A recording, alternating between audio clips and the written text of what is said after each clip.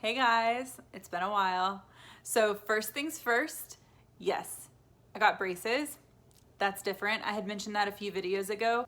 So I'm still getting used to them. I've had them on for, I don't know, 3 weeks or so. The lower will be put on sometime in November, but these bad boys are here to stay for the next 2 years. So life must go on. I feel really awkward. I'm not gonna lie. I did not have braces as a kid and I desperately need them now. So I have ceramic brackets for those of you who were asking in my previous video. The ceramic brackets are clear or white. They're like tooth colored. And so usually those come with clear or pearl colored rubber bands that go around the brackets. I chose recently to switch to gray or silver because I'm a coffee drinker and those rubber bands get stained really easily. So I figured that this is better than having coffee stained teeth. Oh, and also I went blonde. So if that's noticeable to you guys, it is sort of a natural, more natural looking blonde. I was a blonde kid, so this is very close to my natural hair color. And I was just tired of having dark hair. So I also chopped a little bit of it off. Lots of different visual things happening, if you guys care. But I just wanted to acknowledge the things that were different here for just a second. I'm trying something new with this setup. I'm just getting tired of having to like clean every single space that I wanna film in because it's never clean enough for me, and then I just have anxiety about you guys seeing my disgusting house. The light in our bedroom is really good and I still have a ring light. So anyway, so it has been a long time since I sat down and filmed. Life is busy. Life is busier with a 2-year-old. So it's just been difficult lately finding time to sit still and have peace and quiet enough to film, because if she were awake right now, she would be knocking over my tripod and screaming and wanting my attention as toddlers do. So yeah, thanks for your patience. Thanks for hanging out. Thanks for sticking around with me. I'm gonna try not to ramble too much because it feels awkward being in front of the camera again and feels even more awkward wearing braces. Let's just jump into the video. So today I have a haul for you, which is really exciting because it's been a really long time since I filmed a haul video. And I have some pretty solid fragrances to share with you. Also, before we get started, I wanna share the shirt that I'm wearing with you, because I'm obsessed with it. If you're a nerd, if you know, you know. So, I feel even nerdier saying that with braces on. So anyway, let's move on. So the first one I have to share with you, I actually bought both of these off of an individual on Mercari for a really good price. So this is Valentina by Valentino, and this is the EDP. This is really underrated. I don't hear anybody talking about this, to be honest with you. And I'm actually having a love affair with Valentino right now. I'm not really excited about some of the reformulations that they're doing or some of their brand new releases, but some of their older fragrances, yes, absolutely. This fragrance is a collaboration with Olivier Cresp and Alberto Marias. So 2 very well-known master perfumers in the industry. So the quality is absolutely there. What I will say about this fragrance is the longevity and the performance is not super great. I get about 4 hours of wear out of this. Now, when you read the notes, it's a little misleading because you would think that this would be kind of a powerhouse fragrance. The top note is truffle, and that alone just, to me, says that it would be an absolute beast of a fragrance, but it's really soft and delicate. It's definitely a skin scent. It's very classy. It's very elegant. There's strawberry in here, there's jasmine, there's vanilla, I believe, there's amber. And so to me, the feeling I get from this is, I get the strawberry, but it's not sweet. So this is not a super sweet, fruity fragrance. I picture more of like a strawberry floating in a glass of champagne. That's exactly what this smells like to me. It's dry, it's a tad fruity, it's not sweet. I do get the amber, so like a really dry champagne with strawberries floating in it. That's what I get. It's very sensual. This is really great for close encounters. This is really great for settings where you don't want to gas out a room. This doesn't have a presence. This isn't going to project crazy. Maybe if you have a partner who is very sensitive to fragrance, this would be really beautiful. I think that if you have maybe like a work event in the evening, this would be really amazing. I mean, even wearing this to the movie theater, you're still gonna smell really beautiful and really elegant, but you're not going to offend anybody. Yeah, so strawberries and champagne, that's what I get from this, and it's really really lovely. So that is Valentina by Valentino. I will say that the lotion smells just as great. The scent is identical, which, believe it or not, sometimes is not the case. I would say that the lotion has a lot more fruit in it than the fragrance does, but layering them together really, really helps the longevity. I will say, in the formula of the lotion is really, really nice. So that is Valentina by Valentino. Very, very happy to own both of those. I think the packaging on these is lovely. You don't have to keep this plastic cap on, that's just for travel purposes, but I just don't want anything happening to my sprayer, so I just keep that on. The next fragrance that I have to talk about is one that I have wanted for a very long time. And I love companies like this. I love apothecary companies and people who've had, you know, family recipes for fragrances passed down, you know, for hundreds and hundreds of years. So this is Centuries Almond from Casswell-Massey. Pull the lid off, there is the fragrance. It sits in there just like that. And there is something so satisfying to me about this bottle.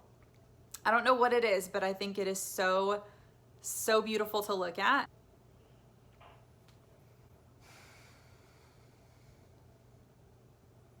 This was my scent of the day yesterday. I love this fragrance. So it is obviously almond, but it's not powdery and it's not too thick. So it is an EDT formulation.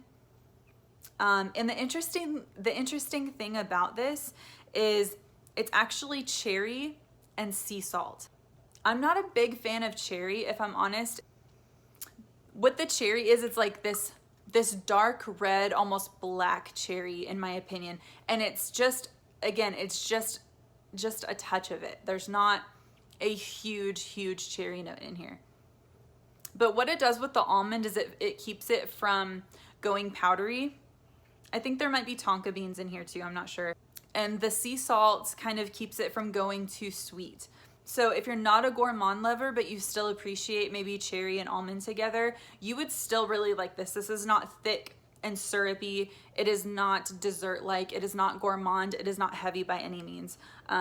This is a perfect transitional fragrance, whether you're going into hot weather or cold weather. I get about 5 or 6 hours out of this. Not crazy projection, maybe like half an arm's length. And then there's just something really satisfying about that sea salt note that keeps it from going really sweet. Anyway, I just think it's really unique. It's lovely. I think so many people would love this, and I don't hear anybody talk about Casswell-Massey at all, and they absolutely should. So that is Centuries Almond from Casswell-Massey. I also want to get my nose on a couple others from here. I want to try the sandalwood one, and then there's also a gardenia, many others, but those are the two that I really want to try next. Delicious. Get it. The next one that I want to talk about is my one and only fragrance that was sent to me from a subscriber. So it's very special to me. Thank you to Maria for sending this to me. I absolutely love it. So if you saw my video talking about popular fragrances that I don't like or that didn't work for me, I'll link it either up here or in the description box. One of those fragrances is Nuit Tresor from Lancome. I love the brand or the house Lancome a lot, but that particular fragrance did something really weird on my skin and I did not like it. So Maria had suggested that I try one of the flankers. This is the Folie or Folie. And this bottle is really pretty too. It just sits there like a big jewel. And the reason why she sent this to me is it didn't work for her, but she was like, hey, you might enjoy this flanker because it just smells like straight bourbon vanilla. And I have to agree. This is so good. If you like the original, you may not like this because I do find that they're very different. There's red berries listed in the top of this, I think.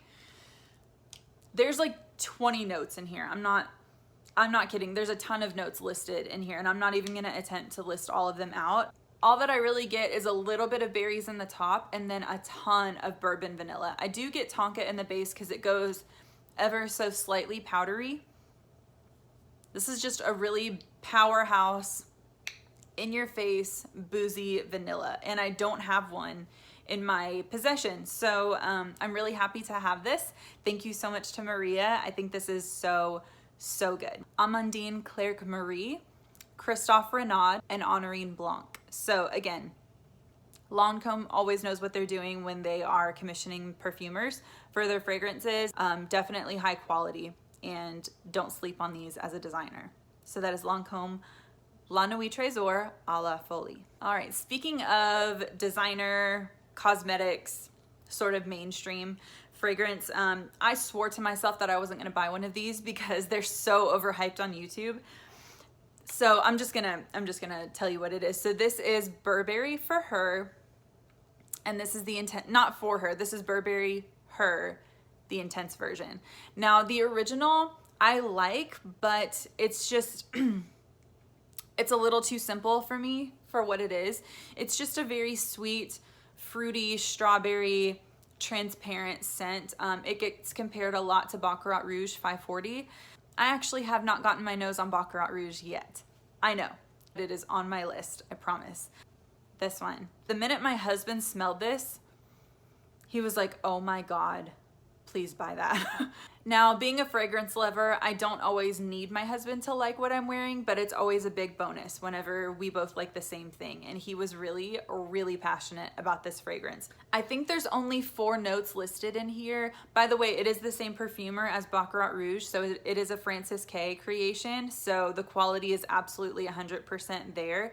This juice is so beautiful. It's so addictive. It is so long lasting. I mean, look at how much that I've owned this less than a month, and I am putting a major dent in this. So this to me is berries and cream. I know that we're talking a lot about fruity fragrances, and that's just a coincidence, but there's red berries, I think there's blackberry, jasmine, and benzoin, if I'm not mistaken. It's not necessarily like a milky lactonic kind of fragrance. This is just, the way that the benzoin plays in this is so beautiful. It is sweet. You have to like sweet fragrances.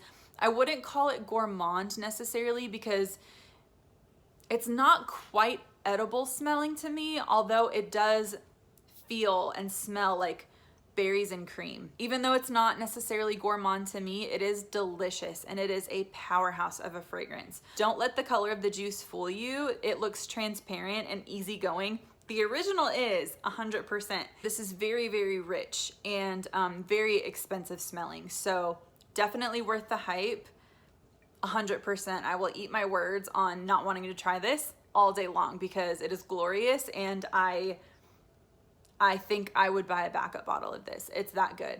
I'm not even gonna lie to you. It's amazing. So those of you who already have it, which is most of you, you know, this is awesome. So that is Burberry Her, the Intense version. The last 2 that I have to talk about are both from the brand Korres, which is a Greek skincare brand, but they can be found pretty readily available in the States. So both of the ones that I bought are testers, obviously. The first one I'm gonna talk about is Black Sugar. Now, I just love the look of these bottles. I'm always a fan of this colored glass. They have a description on the back, and then they actually list all of their notes on the label. So this is an EDT formulation, both of them are. So the top notes for this one is Oriental Lily, Caramel, and Heliotrope, and then the heart notes are Rose, Black Sugar, Brazilian Rosewood, and the base notes are Amber, Vanilla Bean, and Tonka Bean. Definitely get a Tonka Bean vibe in here. But this is not as thick and syrupy as some other reviewers were describing it, and that just goes to show we all experience fragrance differently. To me, Black Sugar is a little bit misleading. The title of it is a little misleading. I would call this fresh sugar because it is sugary. You can kind of get like the texture of sugar from it.